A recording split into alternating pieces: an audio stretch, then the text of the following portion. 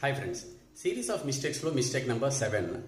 కొంతమంది ఎంప్లాయీస్ ఇయర్లో part time jobs ఒక ముగ్గురు నలుగురికి పార్ట్ టైం జాబ్స్ చేస్తుంటారు, లేదా ఫుల్ టైం జాబ్సే కొంత పీరియడ్ ఒక ఎక్స్ కంపెనీ దగ్గర, తర్వాత ఇంకొంత పీరియడ్ వై కంపెనీ దగ్గర జాబ్ చేస్తుంటారు.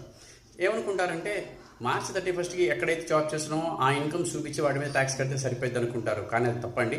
ఇయర్ మొత్తంలో ఎంతమంది ఎంప్లాయర్స్ దగ్గర మనం జాబ్ చేస్తున్నామో, ఎంత శాలరీ అయితే తీసుకుంటామో అన్ని ఎంప్లాయర్స్ దగ్గర తీసుకున్న టోటల్ శాలరీస్ డిస్క్లోజ్ చేయాలి. పైగా ఇంకోటి ఏమో చేస్తుంటారంటే అందరి దగ్గర స్టాండర్డ్ డిడక్షన్స్ క్లెయిమ్ చేస్తుంటారు. అది తప్పే. అండ్ మనం చేసిన సేవింగ్స్ వాళ్ళకి సబ్మిట్ చేసి దాన్ని బేస్ చేసుకొని వాళ్ళు టీడీఎస్ చేస్తారు. ఆ టీడీఎస్ సరిపోద్ది కనుకుంటారు. ఇవన్నీ మిస్టేక్సే. సో మన ఐటీఆర్లో ఎంతమంది ఎంప్లాయర్స్ దగ్గర అయితే మనం జాబ్స్ చేస్తామో అన్ని ఎంప్లాయర్స్ దగ్గర తీసుకున్న శాలరీస్ వాళ్ళ ఫార్మ్ 16ని డిస్క్లోజ్ చేసి ప్రాపర్గా డిడక్షన్స్ని మనం క్లెయిమ్ చేసుకుని దాని ప్రకారంగా ట్యాక్స్ కట్టాలి.